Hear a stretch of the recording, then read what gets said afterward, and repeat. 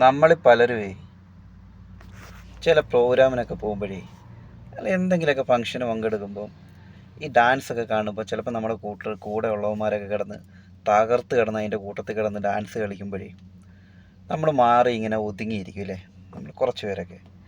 എന്ന് വെച്ചാൽ നമ്മുടെ മനസ്സിലുണ്ട് അങ്ങനെ തകർക്കണം, അങ്ങോട്ട് അങ്ങോട്ട് അമ്മാറ് കൂട്ടത്തിൽ പോയി തുള്ളണമെന്നൊക്കെ തോന്നും.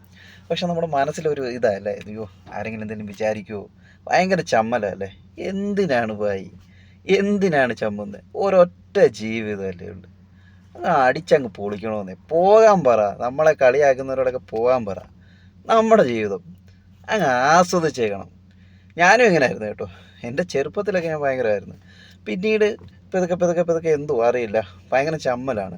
പബ്ലിക്കിലൊക്കെ കിടന്ന് ഇപ്പോൾ എന്തെങ്കിലും പരിപാടിയൊക്കെ ഉണ്ടെങ്കിൽ ആ കൂട്ടത്തിൽ എൻജോയ് ചെയ്യാൻ ഭയങ്കര മടിയാണ്, മാറി അങ്ങ് നിൽക്കും. ഇപ്പം പതുക്കെ പതുക്കെ മാറി വരുന്നുണ്ട്. കാര്യം ആരെ ബോധ്യപ്പെടുത്താനാണ് ഇങ്ങനെ, എന്തിൻ്റെ സർട്ടിഫിക്കറ്റാണ് നമുക്ക് വേണ്ടേ? അങ്ങ് തകർക്കുന്നേ. കിട്ടുന്ന ജീവിതം ഒരു ശകല നേരെ നമുക്ക് എൻജോയ് ചെയ്യാൻ പറ്റുള്ളെങ്കിൽ അതങ്ങ് അടിച്ച് പൊളിക്കണം. എത്ര നാളത്തേക്ക് നമ്മൾ ജീവിച്ചിരിക്കുമെന്ന വല്ല ഗ്യാരൻ്റി ഉണ്ടോ? ഒരിക്കലുമില്ല. അതുകൊണ്ടുള്ള ജീവിതം പൊളിച്ചേക്കണം. അത് എനിക്കേ അത് പറയാനുള്ളൂ. ഞാനിനി അങ്ങനെയൊക്കെ തന്നെ.